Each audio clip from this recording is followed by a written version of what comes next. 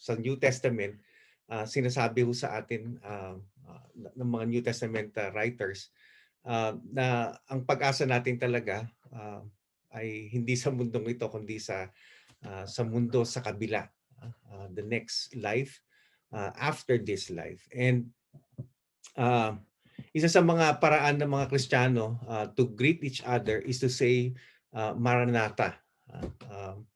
Ibig sabihin ho nun ay Jesus is coming, coming very soon. So yun nga lang sa panahon natin ngayon, it seems na it's a topic, well, sadly, na hindi masyado na pinag-uusapan. There was a time, I remember there was a decade na this was a hot topic sa mga churches.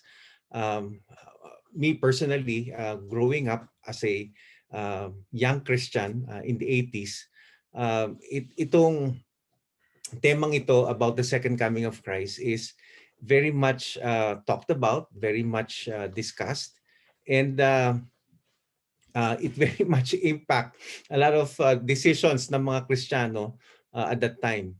I for one, I remember sa kolehiyo ako naligtas, nakakilala sa Panginoon, and I was in second year college, and palagi akong nakikinig ng mga mensahe na patungkol sa second coming ng Panginoong Hesus. Although hindi maganda yung mga mensahe na napakinggan ko o na-expose ako dahil sa some of them, well, not all of them, but some of them gave predictions na medyo tawag doon, very unbiblical. Nagpredict sila na darating ang Panginoon before year 2000. And because of that, sabi ko, hindi na ako magpapatuloy mag-aral dahil sa darating na ang Panginoon. And well, bagaman hindi dumating ang Panginoon before 2000, before yung millennium, ano ba tawag doon, yung change ng Y2K, Pastor. Yeah, Y2K. Thank you, Ate Virgie. Still, I believe na darating po ang Panginoon, and we are even closer as the days go by, we are even closer sa pagbalik ng Panginoong Hesus. Okay, ngayon po ganito, let me ask, sino sa inyo have heard about the yung Daniel's 70-week prophecy written sa Daniel chapter 9? Sino ho ang nakarinig na probably you've heard the message about this, or you have studied it in the past, or even in recent memory? Sino ho? Daniel 70. Oh, tatas ka ba ng kamay, Eugene? Hindi, sino narinig na yung Daniel o nabasa na yung Daniel chapter 9? Meron ho ba? Basa ko. Oh yeah, si Ate Virgie, for sure, si Ate Virgie. Okay, thank you po, Ate Virgie.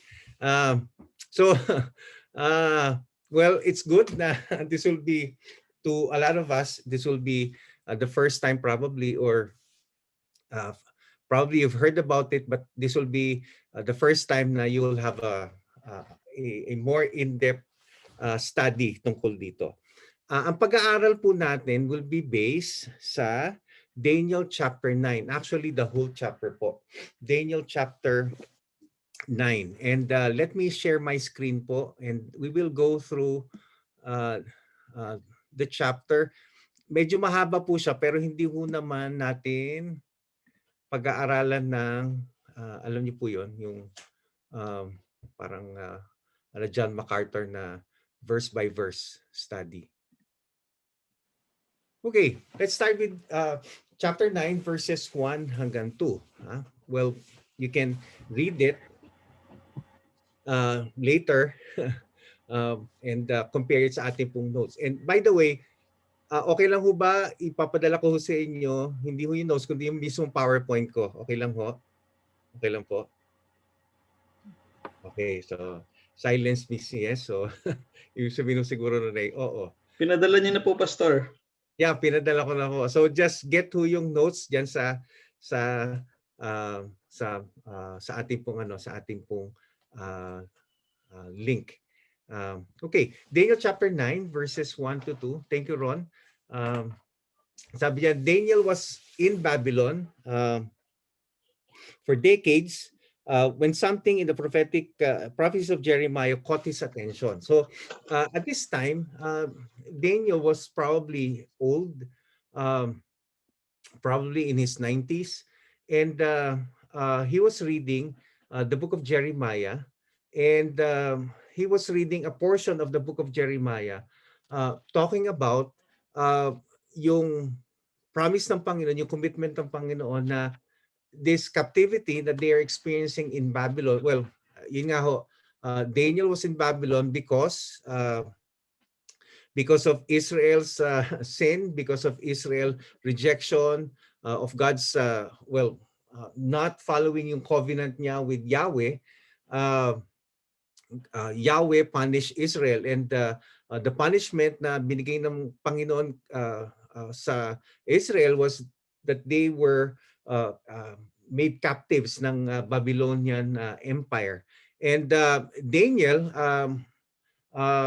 as a late teenage, I was trying to figure out, reading materials, figuring out ano yung edad ni Daniel kasama ni Shadrach, Meshach, and Abednego na dumating sila sa Babylon. And I think ang general consensus is they are probably in their 19, 20, early 20s na edad. So they were that age when they were brought to Babylon. Now, Daniel, as I have said, was already old at this time, and he was reading the book of Jeremiah. And dun sa Jeremiah, I would presume, particularly sa Jeremiah chapter 25 verses 11 to 12, sabi diyan, this whole country will become a desolate wasteland, referring to Israel, actually hindi Israel kundi Southern Kingdom, particularly Jerusalem. And this nation will serve the king of Babylon 70 years. And then verse 12 sabi diyan, but when the 70 years are fulfilled, I will punish the king of Babylon and his nation. So, sabi dito, 70 years. Kasi no system resources. Now, also in Jeremiah chapter 29 verse 10, sinasabi po dyan, sabi yan, this is what the Lord says, when 70 years are completed for Babylon, I will come to you and fulfill my good promise to bring you back to this place. So, doon po sa Jeremiah 25, sinabi ho ng Panginoon doon na their stay in Babylon will be for 70 years. And then sabi dito ng Panginoon, ang promise niya sa 29 is that Yahweh will bring them back to Jerusalem, will bring them back to their homeland. So, Daniel was reading this. So he was reminded of the promise ni Yahweh. In verses 3 to 17, Daniel prayed. And he prayed on behalf of his entire nation. So he confessed the sins of his brothers, ng mga Israelita, and he acknowledged God's righteous judgment and begged for mercy. So sinasabi ho dyan, if we will read it, ang main thrust ng prayer ni Daniel is he confessed yung sins ng Israel, ng Jewish nation. He confessed yung kanilang pagtalikod sa covenant nila sa Panginoon. And ang sabi niya, Lord, it's just right for us to be punished, but we implore your mercy. Now, before he could finish the prayer, the angel Gabriel arrived with a reply as the 70 weeks prophecy. So dun sa tugon ng prayer, sa prayer ni Daniel, immediately, like Daniel was still praying. nung dumating kaagad yung kasagutan ng Panginoon, and ang kasagutan ng Panginoon is through the angel Gabriel, and the angel Gabriel declared kay Daniel yung tinatawag na 70 weeks prophecy. Now, in the 70 weeks prophecy, it maps out a series of events that began in Daniel's lifetime and will continue until the second coming of Christ. Now, what that means is, basically, ang sinasabi ni Daniel sa kanyang prayer sa Panginoon, Panginoon, huwag niyo po kaming kalimutan. Ibalik niyo kami muli sa aming pong lupang pinanggalingan. And Lord, we have a covenant with you, and we know that you are a covenant faithful God. So, ang sagot ng Panginoon kay Daniel is that hindi ko kayo kinakalimutan. In fact, kung ano yung plano ko sa inyo, it continues on. Nagpapatuloy yung plano ko sa inyo. And dito nga, in verses 24 hanggang 27, makikita na ho natin dito in how many verses is that? 24, 25, 26, 27. In just 4 verses, we have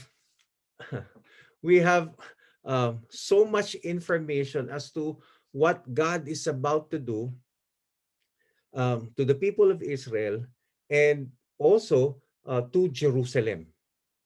Kasi basically sa covenant ng Panginoon sa mga Israel, sa mga Jews, basically it's about the people and the land. Palagi yun po ang focus ng Panginoon sa kanyang covenant with the Jews. It's about the people and the land. Okay, sino po ang gustong magbasa? Can I ask someone to read verses 24 hanggang 27? And as we read it, kindly take notes doon ho sa ano ho yung mga specific prophecies na binigay, ano yung mga events, significant events that will happen in the future. Who would like to read po? Who would like to volunteer?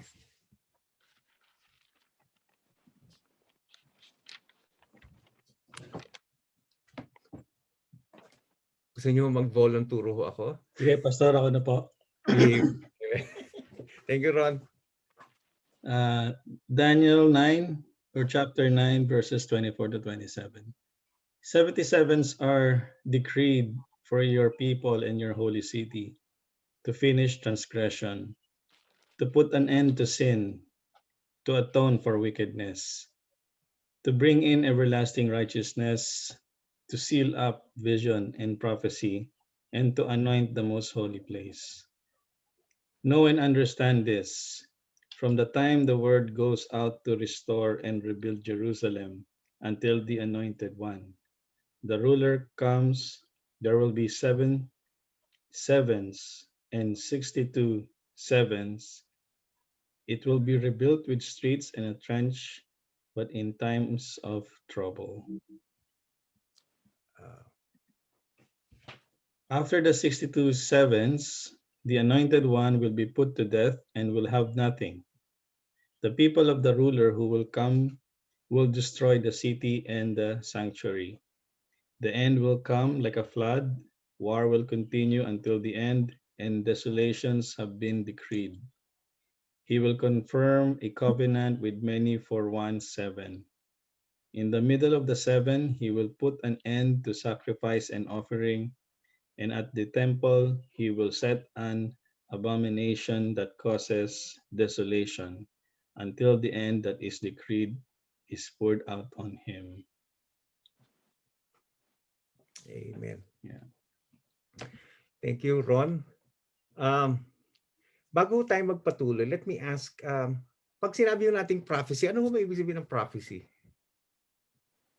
Ano sa Tagalog ang prophecy po? Hula. Hula, no? Parang hindi yata, parang hindi. Pero Pangitain, Pastor. Pangitain. Parang pangit din, no? Pangitain. Pero Ano yung mangyayari? parang kung ano mangyayari. Pero hindi, parang hindi nga yata tama na hula kasi pag sinabi natin sa atin sa Pilipinas yung hula may alatsamba, di ba? Pwedeng mangyari, pwedeng hindi mangyari. Tinakda. Ano po, Ate Virgie? Tinakda. Itinakda. Oh, that's good. Ibig sabihin, God determined kung ano man yung mangyayari in the future specifically. That's a good word. Pangitain. Pangitain, siguro a situation that you can see towards yung you can see the horizon, you can see yung hinaharap, you can see kung ano yung mangyayari sa hinaharap. Well, siguro ito nga, when you say prophecy, these things are we don't even call them predictions, ano? Siguro yun ang ka-equivalent nung hula. These are declarations ng Panginoon na sinasabi niya na ito ang mangyayari. Now, if prophecies are that, yung declaration ng Panginoon, sure declaration ng Panginoon, ito ang mangyayari. What quality, what attribute ng Panginoon are we talking about doon? Well, basically siguro lahat ng attribute, di ba? Yung omnipotence ng Panginoon, yung kanyang omnipresence, but mainly also it's omniscience. Okay. Alam niya lahat ng mangyayari. And also, hindi lang sa alam niya lahat ng mangyayari, kundi siya ang may control ng lahat ng bagay. So, prophecies are possible because when it comes to future, God is already there. No? Ang Panginoon ho kasi, He is omnipresent. And when you say omnipresent, hindi lang ho spatial. Hindi lang ho tungkol sa lugar ang pinag-uusapan na God is everywhere. No. When you say God is everywhere, God is omnipresent, it means also, it implies also na God is also present in all times, sa lahat ng panahon, whether it be past, present, or future. In fact, ang totoo po niyan, sa harapan po ng Panginoon, unlike us human beings, sa harapan po ng Panginoon, para sa Panginoon, everything exists in ang tawag doon, synchronized. Sa Panginoon, sabay-sabay na nangyayari ang past, present, at saka future. Okay? Bilang mga tao, mahirap maintindihan yon, pero ang Panginoon, ganun siya. Right now, before God, nangyayari ang past, present, at saka future. Kaya alam ng Panginoon kung ano ang mangyayari in the future because He is already there. And He is also in the past, and likewise He is in the present. So, ito sa binasa ho natin, there are several things na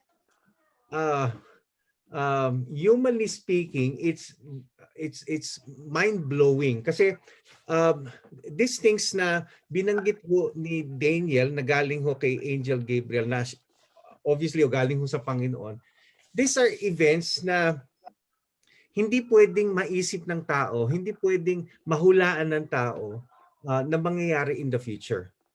Not unless God was involved in that information. So the 70 weeks prophecy is one of the most significant and detailed messianic prophecies of the Old Testament about Israel's future. Itong 70 weeks, Daniel's 70 weeks prophecy, this is about Israel. Okay? This is about the Jews. Okay? This is about Jerusalem. Okay? Hindi ho niya binanggit ang tungkol sa church, and mamaya explain ko sa inyo kung nasaan ang church sa prophecy na to. Sa mga prophecies na to, hindi ho binanggit ng Panginoon sa prophecy na ito ang church. Okay? And there's a reason kung bakit ho ganon. Pero ito prophecy na to, just to help us understand, at the very onset, this is about the Jews, this is about Israel, and this is about Jerusalem. Now, several important things that we must understand. Number one, the word week, ito po, binanggit ko kasi dito, 77s.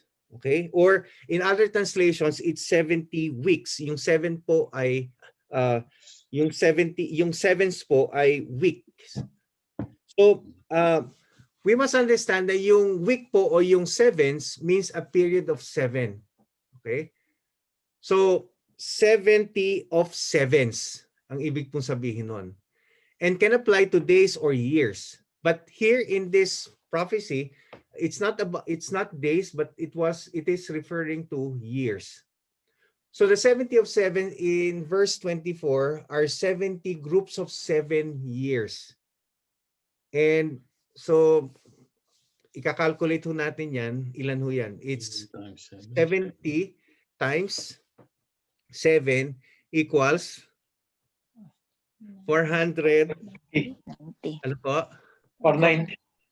Thank you. Si Crystal ang pagkasamat eh. 490. Okay, 490. Thank you po. And also, a year sa panahon ni Daniel is, and in ancient times, it's not 365 but 360 days. And you can find the references so sa Genesis chapter 7, verses 11, 24, and ito po mga verses na to. So yun po. These are foundational information. Now, ang sabi ho sa prophecy, the prophecy divides 490 years into 3 smaller units. Okay? One of 49 years, ito yung 7 of 7s. Okay? 7 times 7 is 49, di ba? So 49 years. Okay? And ang sabi sa verse 25 is, ito daw yung time that the word came out, that the word or the declaration would come out to restore and rebuild Jerusalem. Now, again, let's go back to sa context na nasaan ho ang Israel, nasaan ho ang mga Hudyo sa mga panahon? They are in Babylon. Ano nangyayari sa Jerusalem? Jerusalem is laid waste. Okay? It's in desolation. Okay? And hindi siya livable na syudad sa mga pagkakataon na ito nung panahon ni Daniel na nasa Babylonia siya. So sabi yan, yung first 7 of 7s, yung 49 years, talks about the rebuilding, the restoration of Jerusalem. So that's the first part. And then the other one is 434 years. Or anong pagkasabi nun? 62 sevens. Ilang 7s yun? 62 sevens. 62 sevens. So 434 years. And then last group ng mga ng 7s is yung 7 years, meaning one week. Okay? So yung 437, sabi doon, verse 25b, sabi, the anointed one, the ruler comes. So may darating daw po na ang tawag sa kanya, anointed one. And he will come. And then the next, yung 7 years, sabi niya, wala ho sa Bible yan, pero sinabi ko na ho kung sino siya. Yung Antikristo will confirm a covenant with many for 1 7. So 7 years daw, maghahari ang isang Antikristo. So these are the things na binanggit ho sa prophecies. Sa prophecy ni Daniel. That Jerusalem will be rebuilt, that the Messiah will come, and that there will be 7 years wherein the Messiah, not the Messiah, but the Antichrist, one who claims to be the Christ, will have a covenant with Israel for 7 years. So ito po yung mga content ng prophecy ni Daniel sa chapter 9. Question po, so far. Wala pa naman pong Pastor, question. question. Opo. Nangyari na po ba yung 47 years na yun? Saka yung pangalawa, una at pangalawa? Ito? Yeah, Brad? po. Yan. Ang ganda ng Yan, tanong yan. diba? Sige. Sasagutin natin, Ron. So, Pero sabi yan. alam ko yung huling-huli, hindi pa eh. Okay, tapos na po tayo.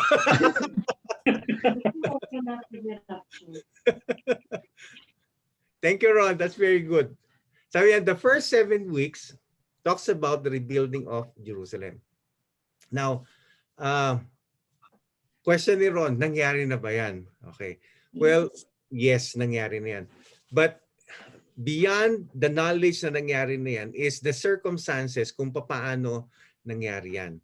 So sabi niya, verse 25, know and understand this, from the time the word goes out to restore and rebuild Jerusalem until the anointed one, the ruler comes, there will be 7 sevens. Okay, that's the first 7 sevens, 49 and 62 sevens. It will be rebuilt with streets and trench, but in times of trouble. So, okay, the prophecy of the 70 weeks would begin with a decree to rebuild the city of Jerusalem. Nangyari ho yan, March 1, okay, ka-birthday ni Audrey, 445 BC. And we can find ang reference ho niyan sa Nehemiah chapter 2 verses 1 to 8.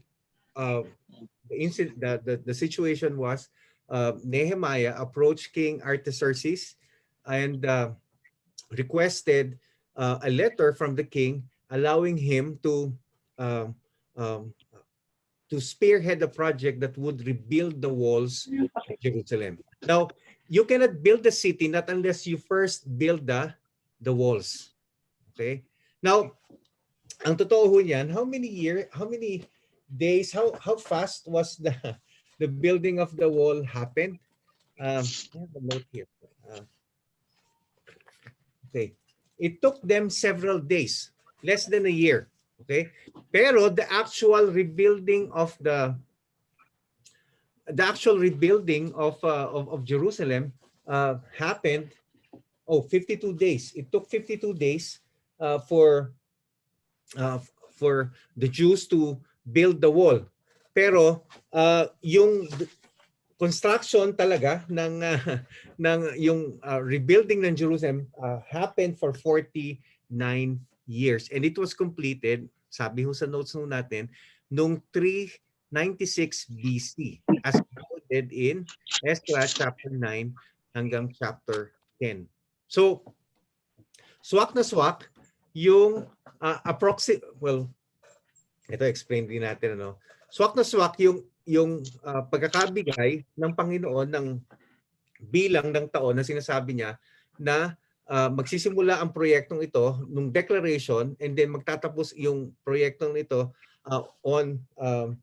after 49 years, and it really happened. It happened nung 396 BC. Okay? Now, ito po. I have a question. Pagka ho ba sa Bible ay nagdeklara na sinasabi nila, okay, 70 years, palagi ho bang eksaktong 70 years ang fulfillment ho niyan? Ganun ho ba ka-precise ang scripture? O ganun ho ba dapat ang expectation ho natin sa scriptures? Pag sinabi nating 70 years, no, not one day late or not one day later? 1 day late po. So there is no difference. Well, Kasi ang sabi sa the Daniel prophecy is fulfilled, the 69 out of 70. Well, ito po. Reading yung mga materials po, reading yung mga sources po. And ang totoo niyan, when we read historical sources, we will see na different historical sources, different authors, different Bible scholars, Bible teachers would use different dates na ginagamit ng iba. Like dito sinabi March 1, 445. In other readings, in other materials, you may find out na other scholars, other teachers would give different dates.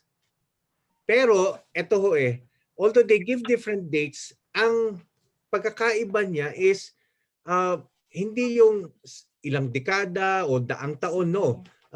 Several years. Now, ang punto ganito, like for example, yung prophecy ng Panginoon sa Jeremiah na Israel will be in Babylon for 70 years. And I really searched it and found out na Israel was not actually up to 70 years sa Babylon. It was even earlier. So ibig sabihin nun, we must understand, ito pinag-usapan natin I think when we talked about how to interpret the Bible, ano po? The Bible and yung time, the people during the time the Bible was written, hindi ho natin sila katulad natin ho ngayon. Like for example, ganito. Pag sinabi ho nating nandito ako sa bahay ng alauna. Okay. Eh, halimbawa dumating ako ng bahay ng 1:15. O dumating ako ng bahay ng earlier than 1 o'clock. Am I being untruthful or am I a liar pagka sinabi ko mga 1 o'clock nasa bahay ako noon? Well, the answer is no. Because when we say things, and even sa panahon natin yan, when we say things, we don't really say, alam mo, nasa bahay ako ng 1 o'clock and 30 seconds. Hindi ho ganon. But yung estimation po nandun ho within that period of time. So, ang sinasabi ho natin dito sa mga prophecies ni Daniel, when Daniel said, when Daniel's prophecy would say, you know what, Israel or Jerusalem would be rebuilt for 49 years. It would be within that period of time. Okay? And it's up to God kung saan doon, but being people of that age, nung mga panahon na yon, people during those times are not that precise. So it's okay for them na pag sinabi nating 49 years, it may be off by few months, earlier by few months, or even later by few months. But kung mangyari man ho yung ganon, it doesn't mean na hindi ho totoo yung prophecy. Okay? Maliwanag ho ba yun? Do I make sense po? Nandiyan po ba kayo? Okay, so yun po. So that's the first thing na sinabi ho ng prophecy ho ni Daniel, that the first thing that will happen is the declaration for Jerusalem to be rebuilt again. It happened during the time ni Nehemiah, and it was finished somewhere around 396 BC, exactly the same time, 49 years na it was predicted. Okay? Or, sorry po, hindi pala prophesied. So, ang susunod po is yung 62 weeks. Okay? Now, ang sabi ho dyan, so, meron tayong first 7 of sevens, and then, meron din daw tayong 62 weeks. Pero, yung pagdating daw ng Messiah, it will happen when yung 7 of sevens and 62 sevens or 62 weeks or 7 weeks combined, nangyari yan, those things has passed, then the Messiah will come. So sabi diyan, know and understand this, from the time the world goes out to restore and rebuild Jerusalem until the anointed one. So, sino po itong anointed one? Jesus Christ. Jesus Christ, ang Panginoong Jesus, the Messiah. And alam naman ho natin na ang salitang Messiah sa Hebrew is anointed one, and sa Greek is Christ. Ano po? Christos. So, the ruler will come, there will be 7 sevens and 62 sevens. So ang sinasabi ho ng prophecy ni Daniel is, okay, magsisimula yung countdown na ito when the declaration to rebuild Jerusalem will happen. And that happened noong 445 BC. And then darating ang Kristo, and ang pagdating na Kristo, from the time that Jerusalem will be declared na i-rebuild siya, would be 434 years plus 49 years is equivalent to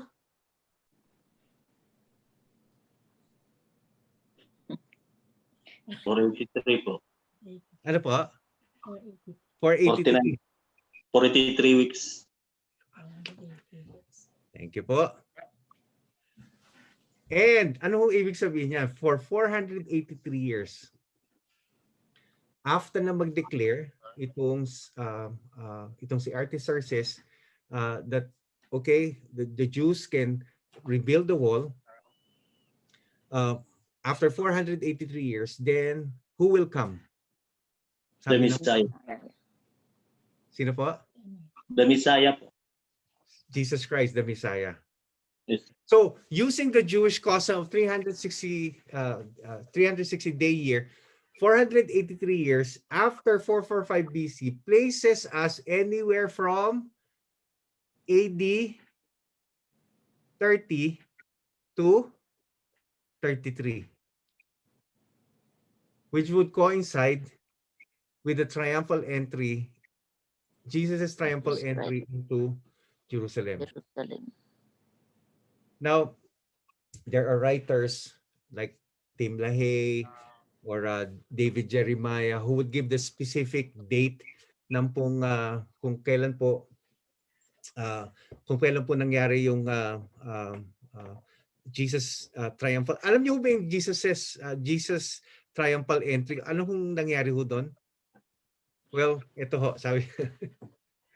Ito ho Sumakay siya nangyari. sa Sino pong gusto mo magbasa?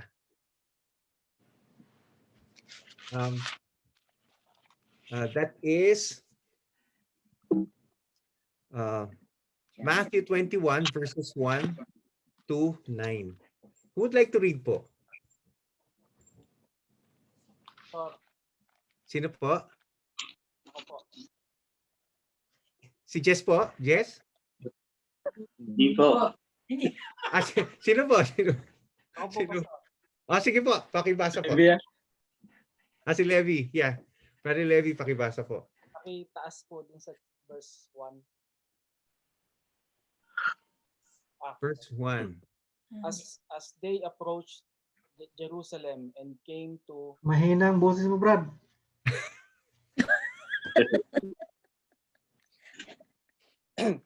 as they, volume. Yan. as they approached Jerusalem and came to the Bethpage on the Mount of Olives, Jesus sent 2 disciples, saying to them, "Go to the village ahead of you, and at once you will find the donkey tied there, with her colt by her. Untie them and bring them to me. If anyone says anything to you, say that the Lord needs them, and he will send them right away." This took place to fulfill what was spoken through the prophet.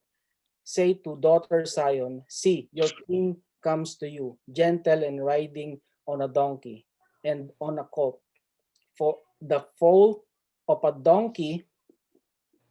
The disciples went and did as Jesus had instructed them. They brought the donkey and the colt and placed their cloaks on them for Jesus sit on. Verse 8.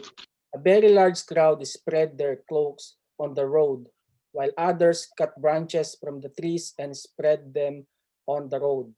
The crowds that went ahead of him and those that followed shouted, "Hosanna to the Son of David.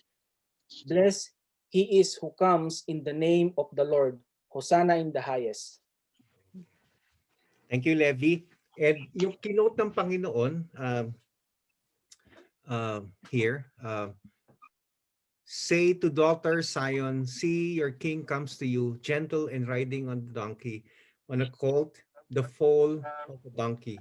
That is from Zechariah chapter 9, verse 9. So it's a fulfillment of that specific prophecy. Now, nung nasa Pilipinas tayo, anong Catholic tradition yung nangyari dito? Palaspas. Palaspas. Palm Sunday, yung araw ng palaspas. Oo. Alam mo ba natin kung anong significance ho ng Palm Sunday? Well, probably hindi, ano? And like me, alam ko lang doon, yung palaspas, sinusunog, tapos ginagawang panglagay ng krus, di ba? Yung sa, di ba, parang ganun. Or yung palaspas, nilalagay sa pintuan para pampaalis daw ng, ng masamang spirito. But even ngayon na mga Kristiyano na tayo, do we know the significance ho ba ng ng Jesus' triumphal entry? Well, probably not so much. And well, several questions po. Number one question, when Jesus was ministering to people, was he vocal in declaring that he is the Messiah? No.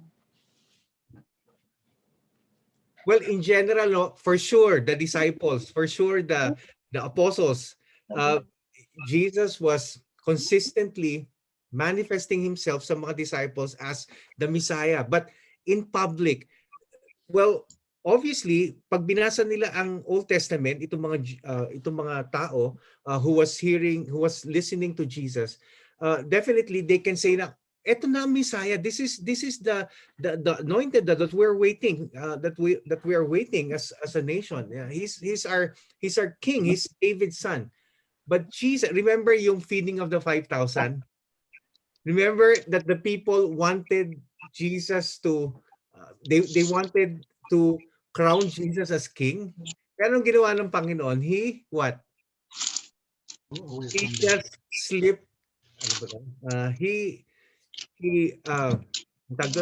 He escaped yung crowd and nagtago siya because he was not too keen when it comes to declaring who he was or who he is as the Messiah.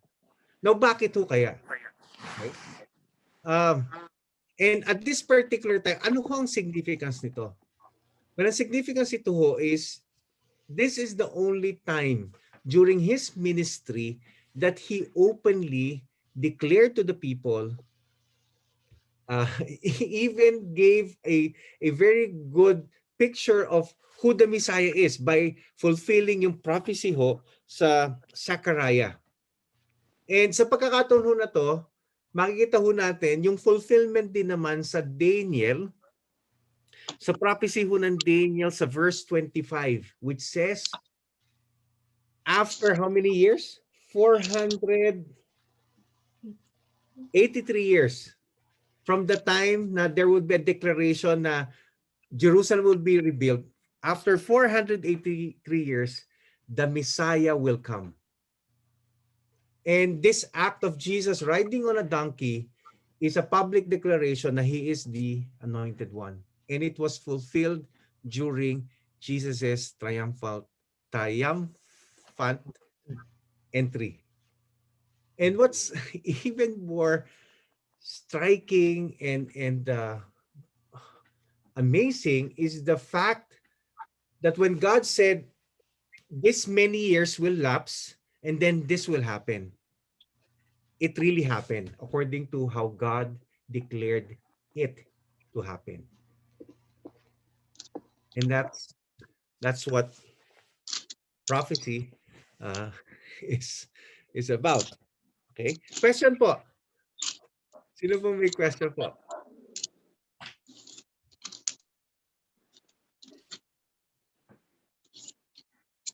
Meron po kayong question? Okay, so let's continue. Pastor, Opo. so in this case, Pastor, the prophecy is accurate in terms of years or date? Or how, like, really by year it was when? Yes, by year. By year po. Well, honestly, what's out there sa mga readings ko po, sa mga commentaries, those people who write about these things, study these things, they may have different dates as to, sabi nila, ito daw ang date ng triumphal entry or whatever. Pero hindi ho sila nagkakalayo sa time. Ibig sabihin, it really happened na 483 years, it happened na ganun po. And ito ho we may not be sure like 480 years exactly, alam niyo yung to the dot na okay, nandito ka ng ganitong date, ganitong oras. We're not talking about that. What we're talking about is yung standard ng mga tao nung panahon nila. Pagka sinabi nila na this year, it can be within that period of time. And it happened. Even kahit na hindi ho ganun ka-precise, or we may not be able to determine kung ano yung precise date ng lahat ng yan, but it really happened during that period of time. And ito lang ho ang aking pong nais na pag-iingat na ayoko pong sabihin ganito nangyari yan, and I would give this date based on a writer's declaration or a writer's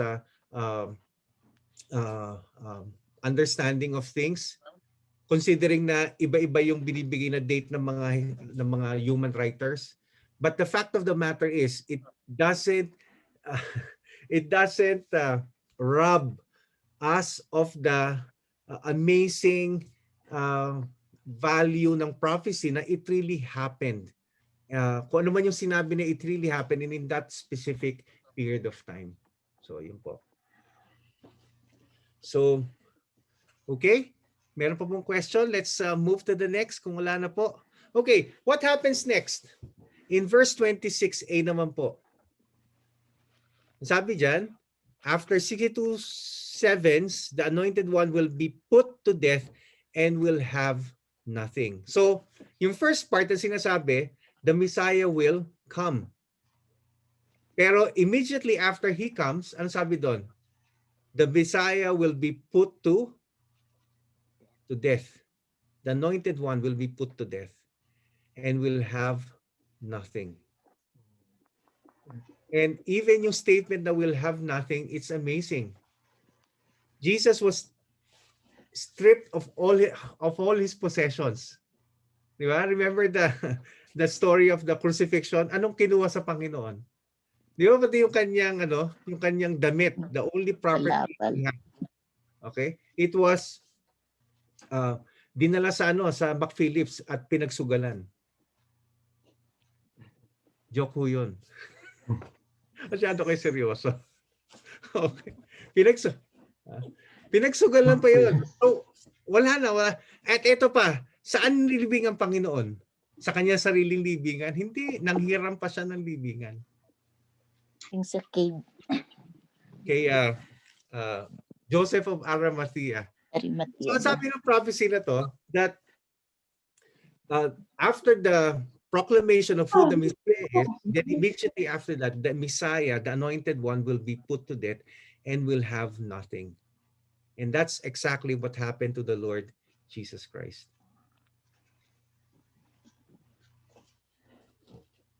So that's another thing.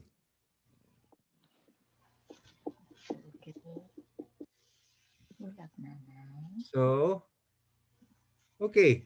So 5 days after Jesus rode into Jerusalem as the promised Messiah, the Jews called out for his execution, fulfilling Isaiah's prophecy of the suffering servant in Daniel's prophecy that the Messiah would be cut off. Israel's rejection of Jesus as Messiah marked the beginning of a gap in Daniel's prophecy. So, anong weeks na ho tayo dito when the Messiah came and was cut off? Anong ikailang weeks na po ito? 62. 69. 69. So how many more weeks? 1. Just 1 week. And 1 week na yon, how many years ho yon? 7 days. Oh, 7 days. 7 years. Something happened. Siguro sabihin natin, dapat dire-diretso siya, di ba? No. Are you familiar yung stopwatch? Di ba yung mga pictures natin kanina, stopwatch yun? Ano yung gamit ng stopwatch? Ang stopwatch, pwede mo siyang i-stop. Tinawag na stopwatch na stop. And at this particular time, sa prophecy ni Daniel, God stopped yung watch. So, in-stop niya yan dun sa 69th when the Messiah, Jesus Christ, appeared and when he was cut off. The stopwatch was stopped. Ano nangyari? Ito pa, may side note pa. Sige, basahin po natin ang verse 26. Verse 26. Ano yung side note po? Ano pa mangyayari? After the Messiah will be cut off, ano mangyayari? Verse 20. Okay, I'm looking for verse 20, not 26. Yeah, part of 26. Okay. Sa yung aking passage. Oh, nalaglag sa sahig. Okay. Yeah, verse 26. May binanggit ho dyan eh. Sabi ho dyan, after the 62 sevens, the anointed one will be put to death and will have nothing. Then, may side note ho dyan. Sabi yan, the people of the ruler who will come will destroy the city and the sanctuary. Ang sabi ho dyan, the people of the ruler who will come will destroy the city and the sanctuary. What city? Jerusalem. Jerusalem. Jerusalem. What sanctuary? Ano yung sanctuary? Yung temple nila, Pastor. The temple nila. Thank you po. Now, ang sabi dyan, the people of the ruler who will come. Who is this ruler? And sabi Yung Nebuchadnezzar. Nebuchadnezzar po. Sabi ito, itong ruler na to will come. And this is not the Messiah. Okay? This is a different ruler. And this ruler will come in the future. Okay? And, okay, sabihin na natin, ano? Itong ruler who will come is the Antichrist. Okay? Pero ang significant ho dyan is this. The people of the ruler who will come will destroy the city and the sanctuary. Now, so it's a prophecy about the destruction of Jerusalem, which happened when? AD 70. The Jerusalem temple was destroyed by General Titus, who eventually became Emperor Titus. Pero nung AD 70, yung Jerusalem temple was destroyed by Emperor Titus. And ano yung nationality ni General Titus? He was a Roman.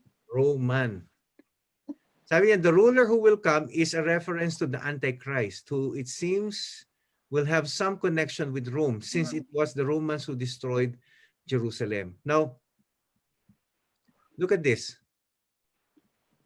Sino ba yan? Ito ang prophecy ni Daniel sa chapter 2, chapter 7, and then chapter 9, tsaka chapter 12. It talks about the empires or kingdoms that will dominate Israel, that will have an impact sa buhay ng Israel. So, ang ulo daw, that's the Babylonian Empire, the head of gold. Okay? And then after that, well, ito yung si Nebuchadnezzar, and then dito sa time na to yung kay Daniel. Okay? Ang nagpalaya sa mga Israelita sa mga Babylonia are the Mede-Persian. Okay? The Medo-Persian. Sila yung nagpabalik sa kanila sa Jerusalem, at sila rin yung nagparusa sa mga Babylonian. Now after the Medo-Persian came the Greeks. So ito naman daw sila. Okay? And then after that, ano nangyari sa Greeks? Nagkaroon ng Roman Empire. Okay? Sumunod naman. And then hanggang ngayon po ba may Roman Empire pa po? Wala na, ano po? Pero magkakaroon ho ng revival ng paa. Ito yung revival ng Old Roman Empire, which is composed of 10 nations. Sa Europe ho yan. European Union. Well, yun po ang sabi ho nila, but it's probable, pwede po. And this is where, ang question ganito, saan ba manggagaling ang Antichrist? Sabi nila si Donald Trump daw ang Antichrist. Sabi nila si Barack Obama daw ang Antichrist. Sabi nila si Duterte daw ang Antichrist. Or marami mga nagsasabi na ayan, yan ang Antichrist, si Hitler daw, whatever. Pero ang totoo ho niyan, meron ho Antikristo, but it will come from the Old Roman Empire, a revival of the Old Roman Empire. And sabi nga ho ni Ate Virgie, right now, we have yung European Union, which is, we may say, I'm not very dogmatic about this, pero ang totoo ho niyan, kung meron ng paggagalingan ho Antikristo, it will be from that part of the world.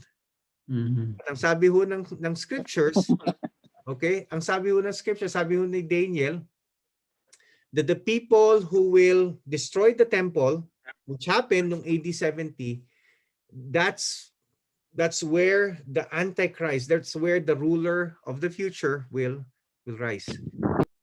And then finally, the final week, this is the time of the Antichrist.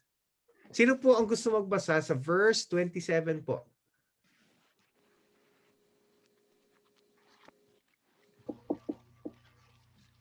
Ako na po. Apo. Verse 27, he will confirm a covenant with many for 1 7. In the middle of the 7, he will put an end to sacrifice and offering. And at the temple, he will set up an abomination that causes desolation until the end that is decreed is poured out on him. Amen. Thank you, Chris. So, merong final week. Now, kailan mangyayari ito? Yung question kanina ni Ron, very relevant yung question ni Ron. Ano na yung nangyari? Ano yung mangyayari pa? So, the way we look at our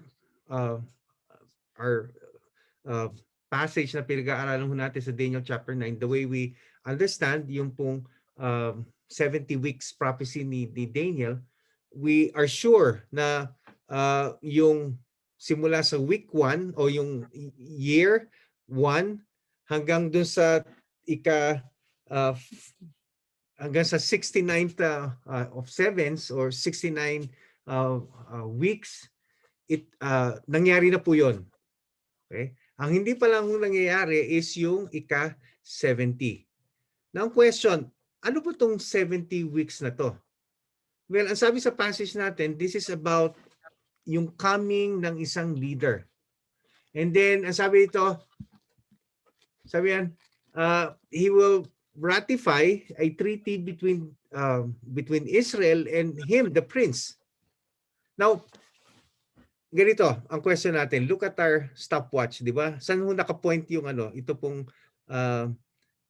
hand na to, ito pong longer hand, saan po siya nakapoint? Sa 12 hour. 9. Okay.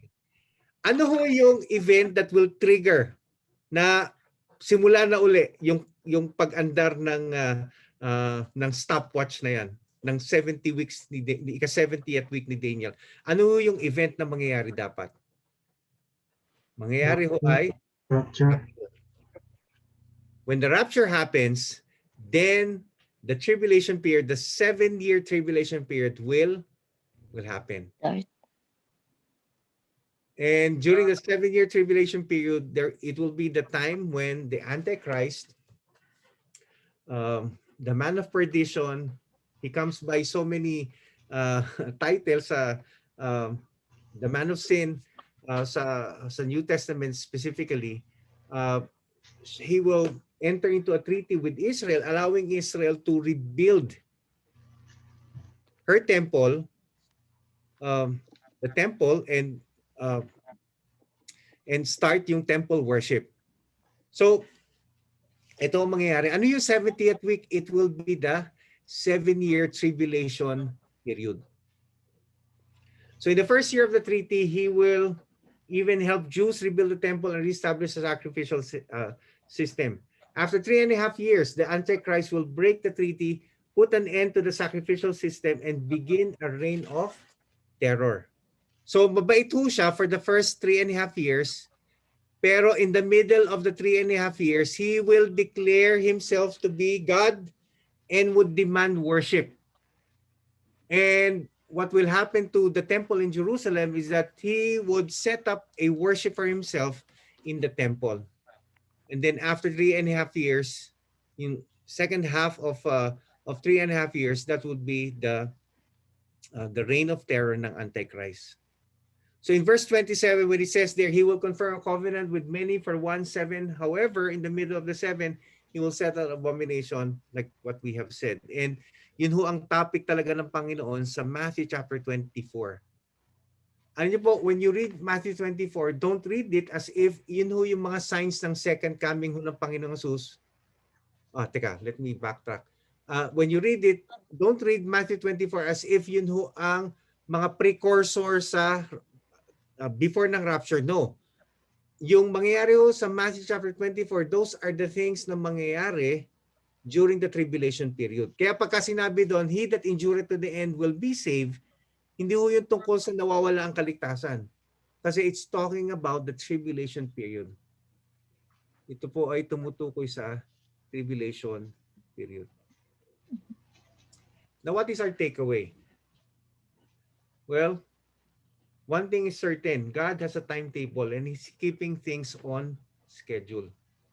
He's in control of everything. Also, He knows the end from the beginning, and we should always be looking forward for the triumphal return of the Lord Jesus Christ. Ang pag-asa ho natin ay hindi ho sa mundong ito. Ang pag-asa ho natin ay ang buhay natin kapiling ang Panginoong Jesus. And what's our assurance? Where do we find our confidence? In trusting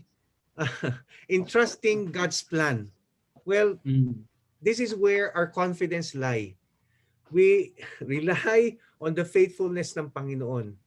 And so far, studying ho yung Daniel chapter 9 allowed us to understand na, talagang totoo ang Panginoon. Pag nagsabi siya, gagawin niya. If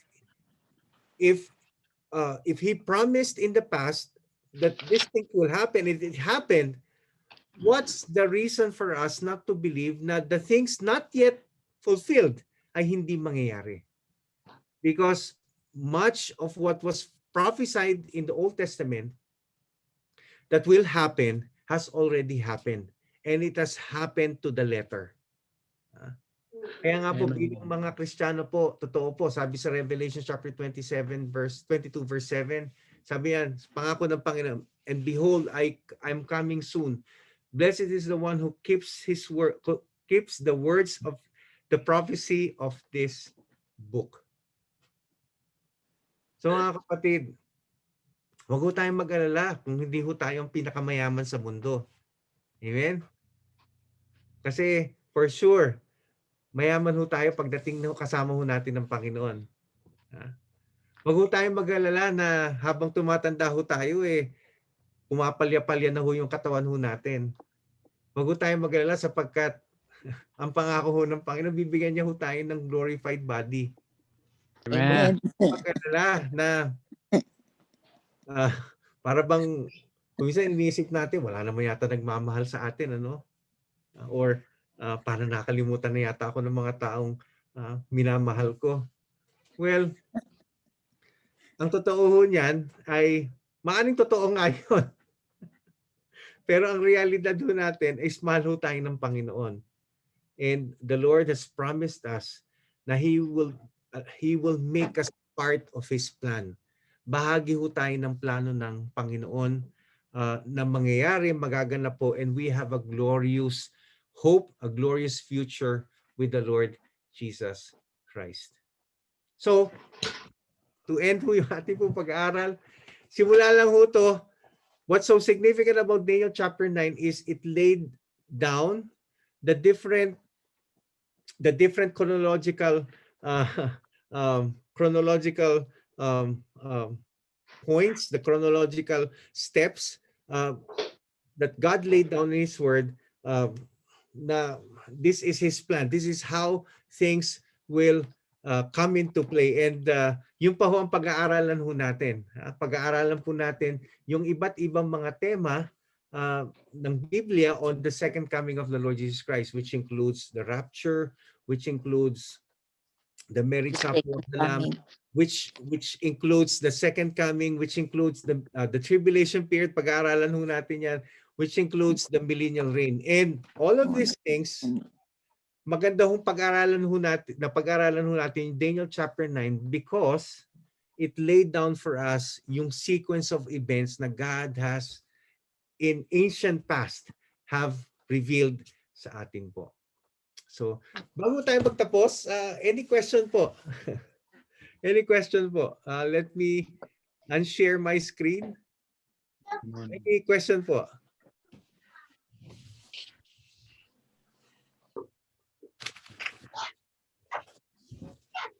So, Pastor, yung, di ba, yung sabi nyo nga po, nagkaroon ng parang stopwatch from the 69 weeks. Ano po ba yan? It means po ba na yung the Lord po, yung parang pinabayaan niya tayo na yung on our own, with the, guided lang by the Holy Spirit, kumbaga parang ganun lang po. On our own way, parang ibig sabihin, walang plano ang Panginoon sa atin ngayon. Parang ganun po ba yun? Well, actually, talking about yung Daniel 70 weeks prophecy, ano sabi natin kanina po? It's about what people? Israel. It's about Israel, about the Jews, and it's about what place? Jerusalem. It's about Jerusalem.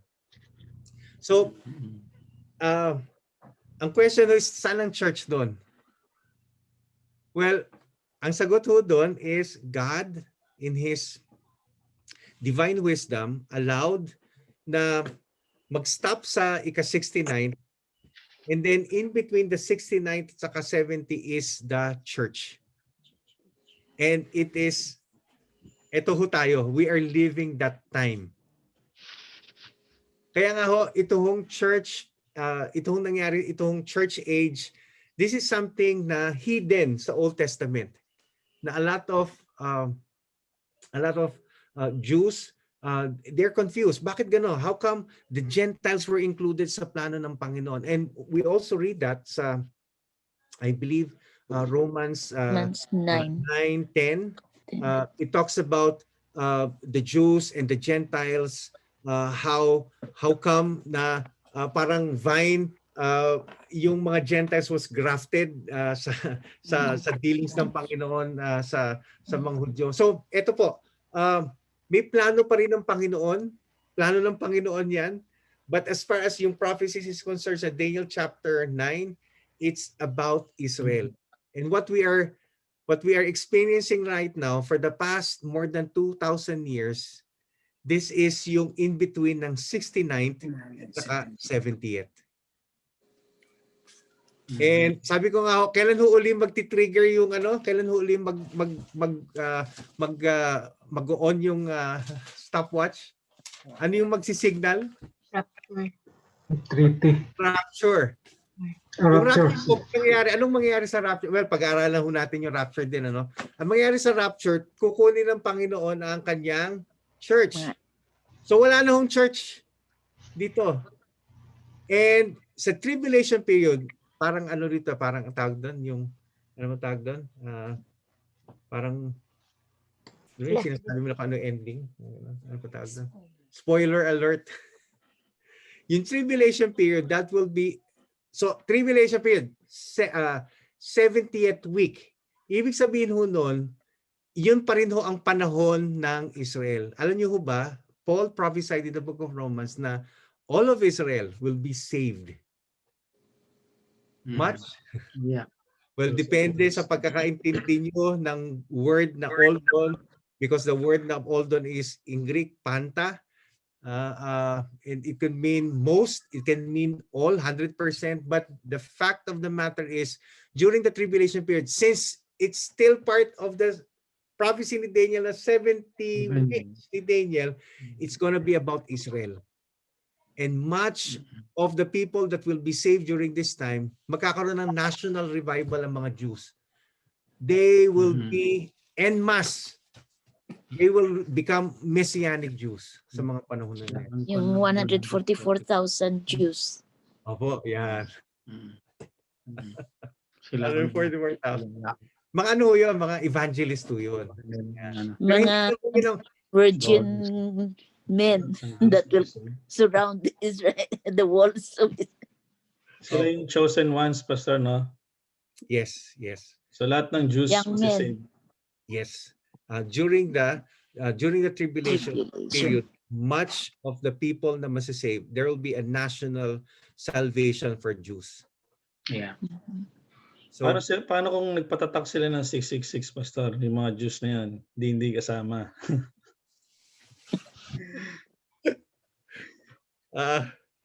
I think pagka nagpatatak kayo, pag-uusapan, alam niyo yung mga question na gano'n, talagang there's so many, lalo na ng mga 1980s, there's so many reading materials about yung 666 and whatever. Kung minsan, just to be safe mga kapatid, we ought to be like, kung ano yung sinabi ng scriptures, and we might not fully understand them, we might not fully like specifically understand how these things transpire. What's important is we have the general picture of how things will play out. And meron nga nagsasabi, di ba, yung bakuna daw meron daw embedded na mga yun na daw yun Chips. Pero ito ano lang, pag-aralan nyo, talaga ba 666 ang nasa Book of Revelation? Yes. Ito nang si ano. Sa kamay o sa noo, magpatatak. Oh. Hindi, ito. Ano lang, trivia lang po. Trivia, i-google nyo po. I-google nyo lang ho. Is it 666 or 616? No, 666. Hindi 911 niya.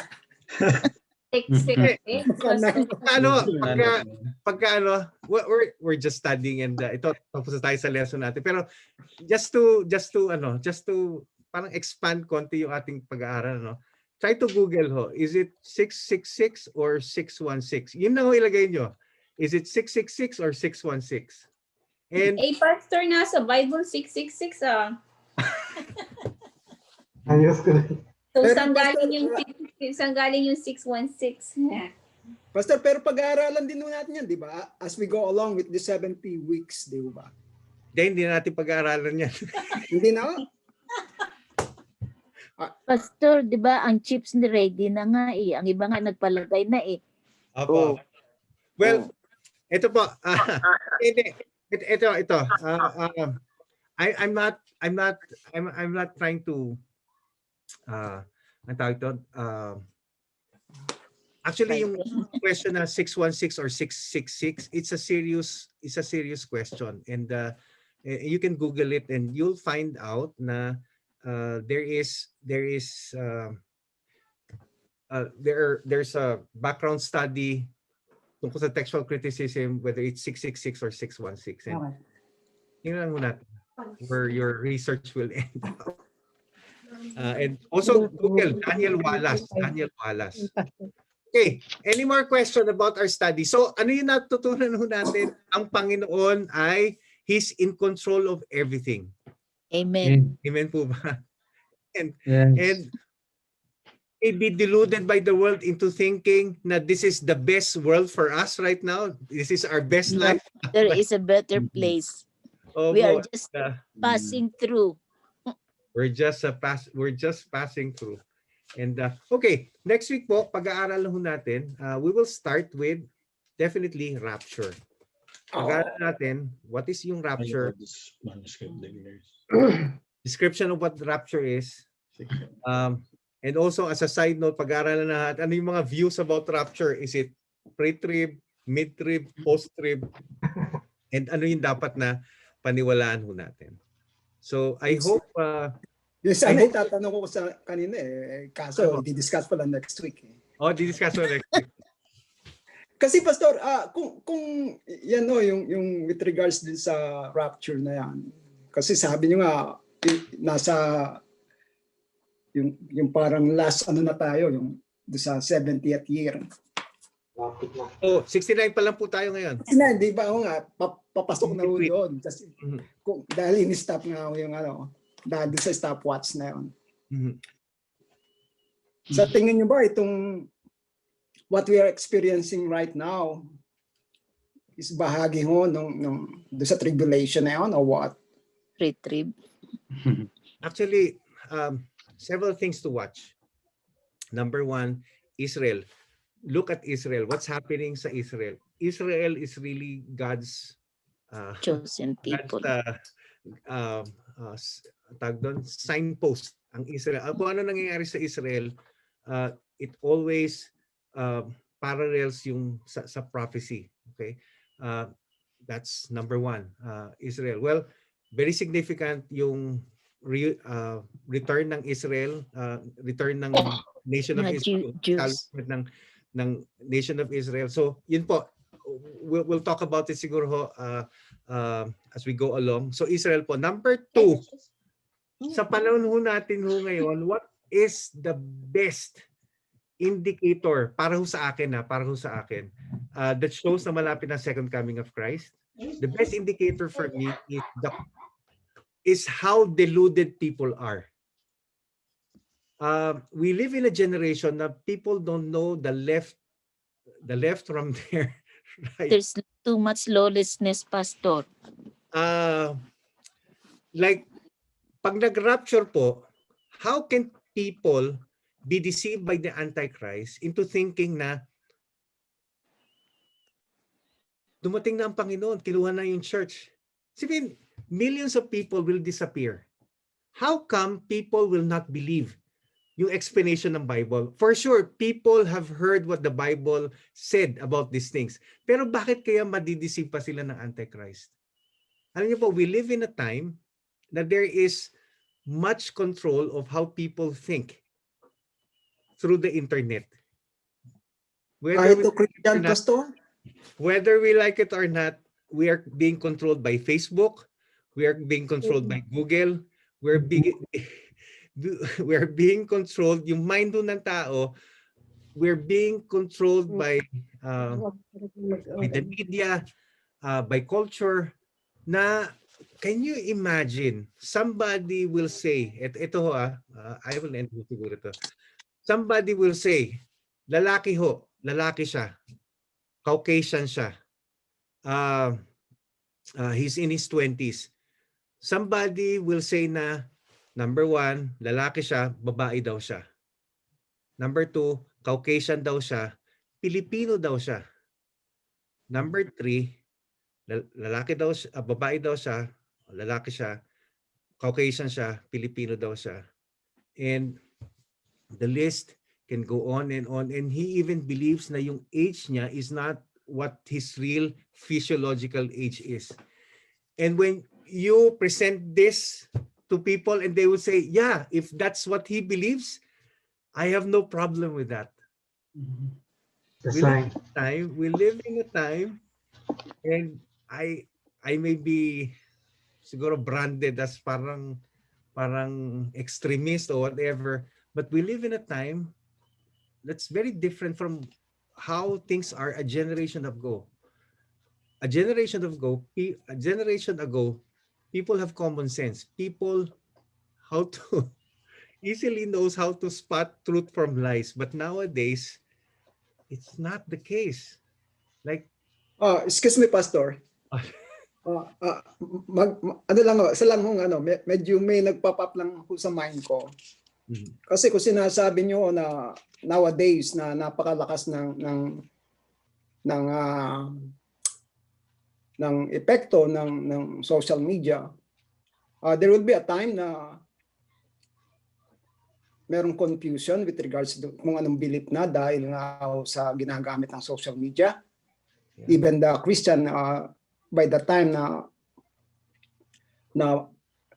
paniniwalaan mo itong bagay na to dahil may nagsabi o the other side of the coin, what will be our stand with that, na talagang kahit na mayroong mga ganong ginagamit through social media, we have to hold on our faith. Kasi dahil buong mundo ho ito eh.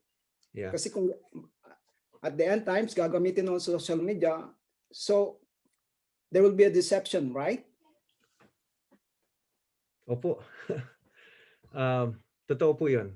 And those two things, Israel, what's happening in Israel in recent history, and also what's happening sa trend natin when it comes to understanding what truth is. People are easily swayed, manipulated, and gaya nga sinabi ko, was it during the time of the judges, people don't know what yung left sa kanilang right, and yeah, yun po. Okay, more of this. Apo. Pastor, may tanong si Macy. Apo, Ate Macy.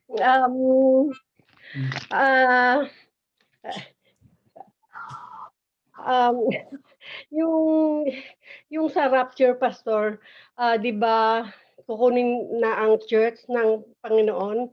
So, does it mean na kukunin na rin ang Holy Spirit, kasi ang Holy Spirit ay nasa puso ng mga believers? Apo. Para magkaroon ng freedom ang Antichrist na parusahan kung ano mang gusto niyang gagawin for 7 years. Apo. So, Apo. That's a very good ano ba yung may ano Apo. ba ang Well, Ate Macy, pagdating po ng next pag-aaralan natin sa rapture, and well, let me just say sa ngayon, tama po yung comment nyo, tama po yung sinabi nyo na together with the church will go the Holy Spirit, although the Holy Spirit will be working during the tribulation period in a very limited way.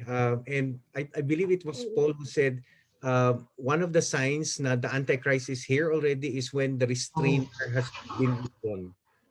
So we will have specific references patungkol doon, but there is pwede nyo i-search ho yun, sinasabi ho ni Paul na there will be a time during the tribulation period that the restrainer will be taken out, and that restrainer is the Holy Spirit. So yun po. Okay, thank you very much po, and I hope hindi ko kayo na-bore sa mga information, and I hope